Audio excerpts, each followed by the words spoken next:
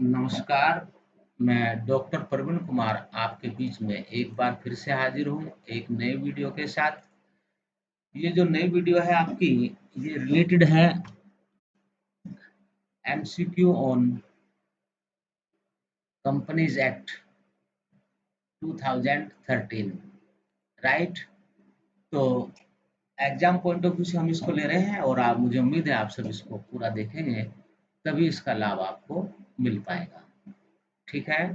तो सबसे पहले हम इसके जो कैरेक्टरिस्टिक्स है कंपनी एक्ट 2013, उसके बारे में थोड़ा चर्चा कर लेते हैं। देखिए, कोई भी कानून बना या बनाया गया या कहीं से लिया गया, अडॉप्ट किया गया, कैसे भी मान लीजिए, कोई भी कानून व्यवस्था को सुधारने के पर्पज से लाया जाता है, राइट? 1956 में आज़ाद भारत में कंपनी अधिनियम 1956 लागू हुआ। लंबे समय तक यह एक्ट पूरी तरह से लागू रहा, लेकिन जैसे-जैसे देश, काल, परिस्थितियाँ, विश्व जगत की बदलती गई, उसके अनुसार उसमें कुछ संशोधन हुए। अल्टीमेटली ये हुआ कि नहीं, अब इसमें आमूल-चूल परिवर्तन कंपनी एक्ट 1956 में ज़रूरी है और उसकी जगह पर जो एक्ट लाया गया वो है कंपनी एक्ट 2013, राइट? और ये जो एक्ट है भारत में अगस्त 2013 30 अगस्त 2013 को लागू किया गया, राइट? इसमें 326 अनुभाग, 470 सेक्शन वो है, डिस्ट्रीब्यूट किया गया है ये। 140 जो इसके अनुभाग है वो अभी भी शेड्यूल्ड नहीं किए गए हैं, राइट? 29 अगस्त 2013 को भारत के प्रधानमंत्री राष्ट्रपति की मंजूरी मिली थी, क्योंकि भारत में कोई भी एक्ट तभी लागू होता है, प्रभावी माना जाता है, जब राष्ट्रपति महोदय, महामहिम राष्ट्रपति महोदय के उस पर सिग्नेचर हो जाए, राइट? तो पूरे वर्ल्ड की जो व्यवस्था है उसको ध्यान में रखते हुए इस एक्ट को बनाया गया था और इसमें कुछ नई बातें थी। वो नई बातें क्या-क्या हैं, उनके ऊपर हम जो है चर्चा करेंगे। तो इसमें उसको हम विशेषताएँ भी कह सकते हैं और इससे बहुत सारे आपके मल्टीपल क्वेश्चन आंसर भी बन सकते हैं, राइट? और बड़ा क्वेश्चन तो आपका बन ही सकता है। तो पहली जो विशेषता है इसकी, डोरमेंट कंपनीज़ की कंसेप्ट आई है, निष्क्रिय कंपनियाँ। अब ये निष्क्रिय कंपनियाँ क्या हैं? जो 2 सालों तक अपने रजिस्ट्रेशन के व्यापार प्रारंभ करने के 2 साल तक अपना व्यापार प्रारंभ नहीं करती, तो वो आपकी डोरमेंट कंपनी के नाम से जानी जाती है। इस एक्ट के अंतर्गत राष्ट्रीय कंपनी ट्रिब्यूनल लागू किया गया, इसकी स्थापना हुई। कंपनियों को सरकारी अनुमोदन आधारित शासन की बजाय स्वयं आधारित पारदर्शिता के साथ व्यापार उत्पादन को बढ़ावा देने या अनुमोदन की छूट मिली। सेल्फ डिस्क्लोज करेगी एक तरीके से कंपनियां, ठीक है? गवर्नमेंट जो चेकिंग है उसको कम किया गया है। कंपनियों को अपना डाटा और अदर इंफॉर्मेशन जो नोटिफाई की जाए, उनको सॉफ्ट कॉपी या इलेक्ट्रॉनिक फॉर्मेट में रखना कंपल्सरी कर दिया गया इस एक्ट के अंतर्गत। देख लीजिए क्या-क्या चीज़ चेंज हुए हैं, मेन चेंज है ये। देश की सीमा के भीतर और बाहर विलय और अधिग्रहण की प्रक्रियाओं को तेजी से निपटाने के लिए इस एक्ट के अंतर्गत व्यवस्था की गई। नेक्स्ट को इसमें जो है आपका कैरेक्टरिस्टिक, जिन कंपनियों की शुद्ध संपत्ति 1 करोड़ या उससे कम है, वहां पर कंपनी के परिसमापक लिक्विडेटर को निर्णायक भूमिका निभाने का अधिकार दिया गया है। क्लियर है? ताकि कंपनी का समापन जल्दी से हो सके और जिसको जिम्मेदारी दी गई है वो व्यक्ति खुद निर्णय लेकर के उस प्रक्रिया को जल्दी से जल्दी पूरा कर सके, ये अथॉरिटी दी गई है लिक्विडेटर या कंपनी परिसमापक को। एक व्यक्ति वन मैन कंपनी की अवधारणा शुरू की गई 2013 के अंतर्गत जो एक्ट बना है। इंडिपेंडेंट डायरेक्टर्स की कंसेप्ट को 2013 एक्ट में शामिल किया गया है। अब इंडिपेंडेंट कौन है? जिसका कोई हित सीधे सीधे ना हो, उसके ब्लड रिलेटिव्स का हित ना हो, ऐसे व्यक्तियों को कंपनी में स्वतंत्र निदेशक बनाया जा सकता है। इसके लिए जो गाइडलाइंस है उनको उनका पालन करते हुए कुछ विशिष्ट प्रकार की कंपनियों में महिला निदेशक, नोट कर लीजिए, नियुक्ति को अनिवार्य किया गया। राइट, कुछ खास कंपनियों में, कुछ खास नेचर की कंपनियों में। उसके अलावा सीएसआर के दायरे में जो कंपनी आती है, सामाजिक उत्तरदायित्व के दायरे में, कॉर्पोरेट सोशल रेस्पॉन्सिबिलिटी, वहां पर सीएसआर कमेटी बनाना कंपलसरी कर दिया गया। राइट, और क्या विशेषता है? कंपनियों को बताना होगा कि उनके प्रमुख या मुख्य प्रबंधक और कंपनी के प्रमोटर कौन है, ये भी डिस्क्लोज करना होगा। निदेशक की कंपनी के शेयरधारकों, कर्मचारियों, समाज और पर्यावरण के प्रति जिम्मेदारियों को डिफाइन किया गया है नए एक्ट में। राइट, इसके बाद आपका है जो लिस्टेड कंपनियां हैं, वो जो छोटे शेयर होल्डर है, स्मॉल शेयर होल्डर्स उसको हम कहते हैं, उनके लिए एक अलग से डायरेक्टर अपॉइंट करना कंपलसरी कर दिया गया है। ठीक, साथ ही साथ इस अधिनियम के अंतर्गत कोई व्यक्ति अधिकतम केवल 20 कंपनियों का ही डायरेक्टर बन सकता है एक बार में, और इसमें से सार्वजनिक क्षेत्र की 10 कंपनियां हो सकती है मैक्सिमम। राइट, 20 कंपनियों का डायरेक्टर अधिकतम, और इनमें से 19 का जो है सार्वजनिक कंपनियां हैं, पब्लिक लिमिटेड कंपनियां हैं, उनका डायरेक्टर नहीं बन सकता। 10 से ज्यादा का डायरेक्टर पब्लिक कंपनी में नहीं हो सकता एक व्यक्ति। ठीक है, और क्या विशेषता है इसकी? मजिस्ट्रेट के आदेश के बिना जांच के दौरान दस्तावेजों को खोजने, सर्च करने, जब्त करने का टीम दिया गया है। किसको? जो जांच टीम है। और क्या है इसकी विशेषता? जांच के दौरान कंपनी के अवैध लाभ और कंपनी की संपत्तियों को फ्रीज करने का अधिकार जांच टीम को दिया गया है इस एक्ट में। काफी राइट्स दिए गए हैं, जहाँ कंपनियों को भी फ्रीडम दी गई है, तो जांच करने वाली टीम को भी काफी अधिकार दिए गए हैं। और क्या विशेषता है? तो ये यहाँ पर है 17 पॉइंट में, जनता से जमा या डिपॉजिट्स लेने वाली कंपनियों के लिए सॉलिड नियम बनाए गए ताकि निवेशकों का पैसा सुरक्षित रहे। बड़ी कंपनियों के लिए आंतरिक लेखा, इंटरनल ऑडिट की फैसिलिटी दी गई। ऑडिटर गैर ऑडिट सेवाओं को करने के लिए अधिकृत नहीं है, ये क्लियर कर दिया गया। यदि यह इस नियम का पालन नहीं करता तो उसके ऊपर केस चल सकता है, सिविल या क्रिमिनल, दोनों में से कोई भी। राइट, राष्ट्रीय वित्तीय रिपोर्टिंग प्राधिकरण का गठन यहाँ पर किया जाना प्रस्तावित है। ये 2013 एक्ट के अंतर्गत किया गया। तो ये मुख्य विशेषताएं थी, कुछ नई चीजें थी जो कंपनी एक्ट 2013 में जोड़ी गई है। ठीक है, तो अब हम जो है शुरू करते हैं एमसीक्यू सीधे सीधे।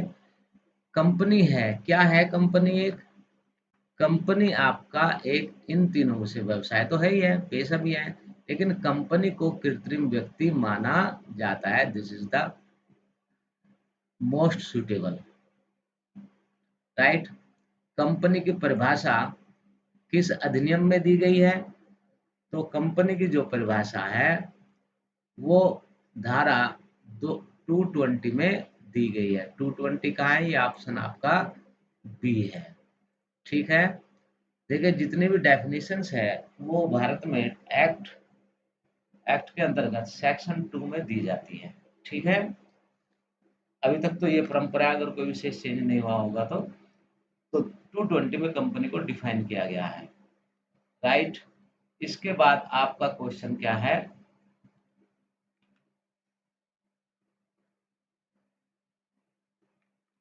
कंपनी के पृथक अस्तित्व से क्या तात्पर्य है? क्या मतलब है इसका कि उसका इंडिपेंडेंट है कंपनी अपने शेयर होल्डर से। यहाँ पर दिया है कंपनी अपने सभी सदस्यों एवं अंशधारियों से अलग है। ठीक है। उसके बाद सरकारी नियमों का, ये तो सही नहीं है, ये भी सही नहीं है, कोई प्रभाव नहीं पड़ता। तो हमारा जो आंसर है वो आपका ए है। कंपनी एक लीगल, कानून के द्वारा जन्मी एक अस्तित्व वाली संस्था है जिसे कृत्रिम व्यक्ति माना गया है और उसका जो अस्तित्व है उसके शेयर होल्डर से अलग है। हर कंपनी पंजीकृत होती है किसके अंतर्गत? भारतीय कंपनी अधिनियम के अंतर्गत, भारत की बात करें तो। नेक्स्ट क्वेश्चन, कंपनी के शाश्वत अस्तित्व से क्या तात्पर्य है? निरंतर चलते रहने वाला जो इसका एग्जिस्टेंसी है। तो यह है कि कंपनी को कोई किसी भी प्रकार की क्षति व्यक्ति नहीं पहुंचा सकता जब तक कि कानून द्वारा ही इसको कोई क्षति ना पहुंचाए या इसका अस्तित्व समाप्त कर दिया जाए। ठीक है। और कोई व्यक्ति इसको खत्म नहीं कर सकता बिना कंपनी एक्ट के प्रावधानों के। कंपनी का दायित्व आमतौर पर क्या होता है? सीमित होता है। जहां भी कंपनी का नाम आए तो समझ लीजिए उनका दायित्व लिमिटेड है, केवल उनके द्वारा लगाए पूंजी तक, जब तक कि इसके विपरीत ना कहा जाए। कंपनी का अंश हस्ताक्षरित किया जा सकता है किसको? उपरोक्त सभी को। क्लियर है। किसी को भी कंपनी का शेयर ट्रांसफर किया जा सकता है। और जब हम ऐसी बात करते हैं तो ये आपका पब्लिक लिमिटेड कंपनी है। कंपनी अधिनियम के अनुसार हर कंपनी के लिए मुहर आवश्यक नहीं है।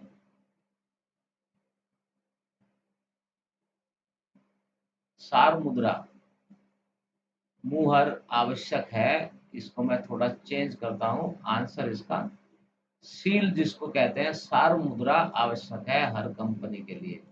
ठीक है। ये इसका राइट आंसर है, आवश्यक है ये इसको। हाँ। और ये था आपका ए। कंपनी हो सकती है या हो सकता है निजी, तीनों ही प्रकार की कंपनी इस समय पाई जाती है भारत में, निजी, सार्वजनिक, एकल। उसके बाद है क्वेश्चन 10, कंपनी होती है क्या? वित्तीय संस्था, कृत्रिम व्यक्ति, बैंक। तो तीनों ही यहाँ पर संभव है। और अगर मोस्ट सुइटेबल हम कहें तो विधान द्वारा निर्मित कृत्रिम व्यक्ति, इसको हम इस तरीके से यहाँ पर कर देते हैं चेंज। बी, बी आपका point, this is the right answer. Clear है। राइट कहाँ से आ गया? और इसमें इसको मैं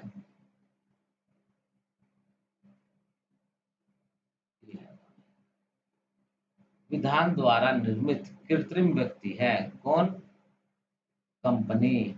नो कलर, ये जरूर आएगा। ये मैंने क्लियर कर दिया। जो पहले था उसको यहाँ से हटा करके राइट ऑप्शन हमने यहाँ पर लगा दिया है। क्लियर है। सीमित दायित्व से क्या तात्पर्य है? Limited liability. क्या है लिमिटेड लायबिलिटी? लिमिटेड लायबिलिटी का मतलब है कि जो मेंबर है वो, उसका दायित्व सीमित है और उसके द्वारा लगाई गई पूंजी तक। अगर उसने कोई गारंटी दी है तो गारंटी तक उसका दायित्व सीमित रहेगा। क्लियर है।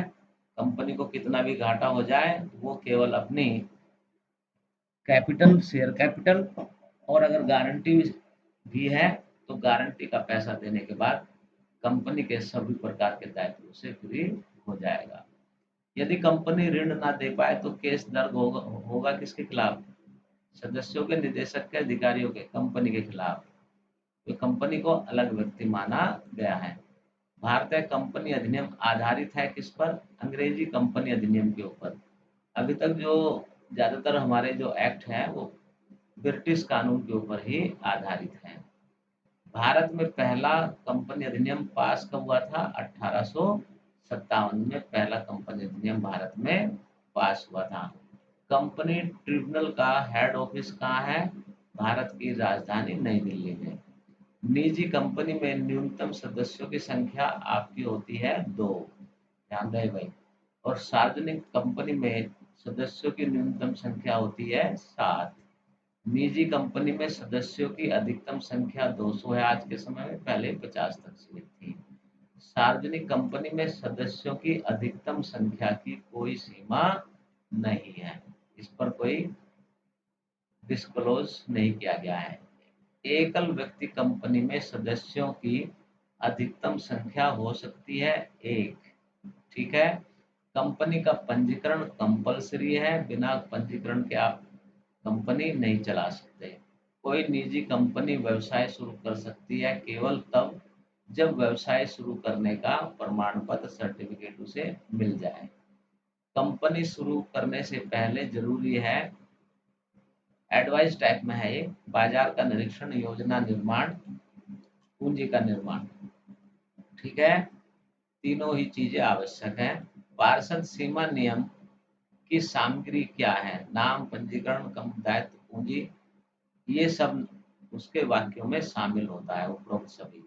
पार्षद सीमा नियम क्या है? कंपनी का एक तरीके का संविधान है, ठीक है। नाम वाक्य में क्या शामिल होता है? कंपनी का नाम लिखा जाता है। पार्षद सीमा नियम में बदलाव कैसे किया जा सकता है? विशेष प्रस्ताव के द्वारा ही बदलाव किया जा सकता है, बाकी फॉर्मेलिटी भी पूरी करनी होगी। दूसरा है यहाँ, कंपनी का नाम विशेष प्रस्ताव पास करने के बाद किसके अनुमोदन पर बदला जा सकता है? अगर कंपनी का नाम बदलना हो तो केंद्र सरकार का अनुमोदन आवश्यक होगा।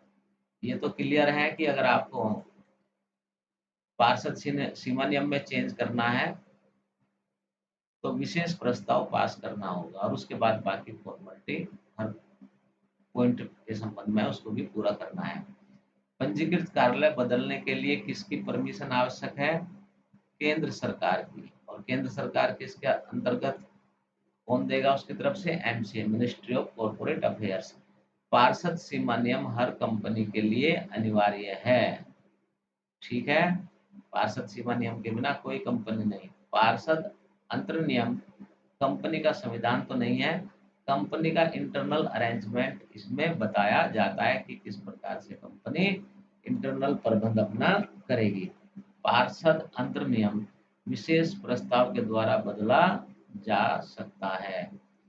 पार्षद अंतर नियम किसके द्वारा बदला जा सकता है? यहाँ पर देखिए, इन ऑप्शन में देखिए, इनमें से ना केंद्र बदलेगी, ना कंपनी रजिस्ट्रार बदलेगा, ना कंपनी ट्रिब्यूनल, केवल कंपनी ही पार्षद अंतर नियम में परिवर्तन कर सकती है। पार्षद अंतर नियम पंजीकृत नहीं होता किसका? अंश पूंजी वाली सार्वजनिक कंपनी का जो अंतर नियम है उसका पंजीकरण होना नहीं किया जाता, ठीक। पार्षद अंतर नियम की विषय वस्तु में क्या क्या शामिल है? अब जो इंटरनल अरेंजमेंट, मैनेजमेंट, एडमिनिस्ट्रेशन है उससे संबंधित ये सारे पॉइंट हैं, तो ये सारे ही उसमें शामिल होंगे। कंपनी की विवरण पत्रिका निर्गमित की जाती है जिसको हम प्रोस्पेक्टस भी कहते हैं, सार्वजनिक कंपनी के द्वारा, ठीक है। पब्लिक लिमिटेड कंपनी जो है, कंपनी का परिविवरण पत्र है, क्या है? सूचना पत्र, अंश खरीदने का आमंत्रण, एक प्रस्ताव, बिल्कुल सही है। तीनों ही विशेषताएं उसकी है। कंपनी का परिविवरण अनिवार्यतः होता है क्या? हस्ताक्षरित होना चाहिए और दिनांक उस पर पड़ी हुई होनी चाहिए। कंपनी का परिविवरण हस्ताक्षरित होता है किसके द्वारा? यहाँ 4 बंदे, निदेशकों के द्वारा, कंपनी डायरेक्टर्स के द्वारा। क्लियर है? नेक्स्ट क्वेश्चन, पर विवरण निर्गमित करने से पहले आवश्यक है क्या? तीनों ही चीज इसके लिए आवश्यक है जो यहाँ पर बताई गई है। नेक्स्ट क्वेश्चन आपकी स्क्रीन पर, ये कुछ क्वेश्चन है आपके इंग्लिश में। Which new type of company was introduced in companies act 2013? तो मैंने शुरुआत में बताया 1% कंपनी की कंसेप्ट जो है इस एक्ट में 2013 में लाई गई। What is the minimum paid up capital required to incorporate a private company? तो पेड अप कैपिटल की बात हो रही है, वो यहाँ पर कोई भी रिक्वायर्ड नहीं है, मिनिमम डिफाइन नहीं किया गया।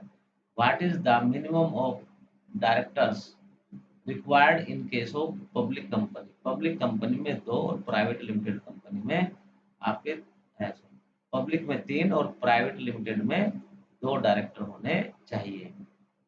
कितने चैप्टर हैं और कितने सेक्शन है कंपनी एक्ट 2013 में? तो यहाँ पर क्लियर है अपने आप में, 27 चैप्टर्स है और 470 सेक्शंस इसमें दिए गए हैं। ठीक है, नए एक्ट में। Which among the following securities need not to be issued through prospectus? Securities of private company. Prospectus जो है अगर आपको इश्यू करना है, सॉरी, सिक्योरिटी आपको इश्यू करनी है तो प्राइवेट कंपनी को क्या करना है? प्रोस्पेक्टस इश्यू करने की जरूरत नहीं है क्योंकि पब्लिक को आमंत्रित ही नहीं करती। A private company can not issue securities through IPO, initial public offer. Public offer देती नहीं तो आईपीओ यहाँ पर इसके ऊपर लागू नहीं होगा। Who has the power to regulate issue and transfer of securities? तो सेबी हमने सुना होगा कई बार, उसका फुल नाम है securities and exchange board of India. वो पावर रेगुलेट करता है किसके संबंध में? Issue and transfer of securities से संबंधित। नेक्स्ट क्वेश्चन आपकी स्क्रीन पर है, ये आप देख रहे होंगे। Which section of companies act 2013 was is related to issue of self prospectus? तो सेक्शन 31 में सेल्फ प्रोस्पेक्टस के बारे में बताया गया है। ये कई प्रकार के होते हैं, इनको भी हम बता चुके हैं पहले आपको। नेक्स्ट क्वेश्चन आपका 49 है, इसमें क्या पूछता है आपसे? If a company wants to issue securities in stages, which type of prospectus it must issue? तो सेल्फ प्रोस्पेक्टस उसको इश्यू करना पड़ेगा अगर वो स्टेजेस में अपनी सिक्योरिटीज को इश्यू करना चाहती है कोई company. Next question, what is the validity period of self prospectus? तो सेल्फ प्रोस्पेक्टस का जो वैलिडिटी पीरियड है वो मैक्सिमम 1 ईयर है, राइट। नेक्स्ट क्वेश्चन आपका यहाँ पर है, which among the following prospectus is issued by company prior to the issue of actual prospectus? तो ये रेड हेरिंग प्रोस्पेक्टस इसके संबंध में राइट आंसर है। तो कंपनी एक्ट 2013 से रिलेटेड ये थे आपके वो क्वेश्चन जो कि बहुविकल्पीय नेचर के थे, और इसकी तैयारी आप करें अपने नॉलेज बढ़ाने के लिए भी। आप इसको जो है वीडियो को सुने, ये आपके असाइनमेंट को भी पूरा करेगा, क्लियर है। और जो बच्चे क्विज में पार्टिसिपेट करना चाहते हैं वो भी इस वीडियो को बहुत ही ध्यान से सुने। तो मैं यहीं पर आप सबको प्रणाम करते हुए विदा लेता हूं, और फिर एक किसी नए वीडियो के साथ किसी नए टॉपिक पर चर्चा करने हेतु आपके सामने मैं उपस्थित होऊंगा। तब तक के लिए डॉक्टर प्रवीण कुमार को इजाजत दीजिए। नमस्कार, प्रणाम, जय हिंद, जय भारत।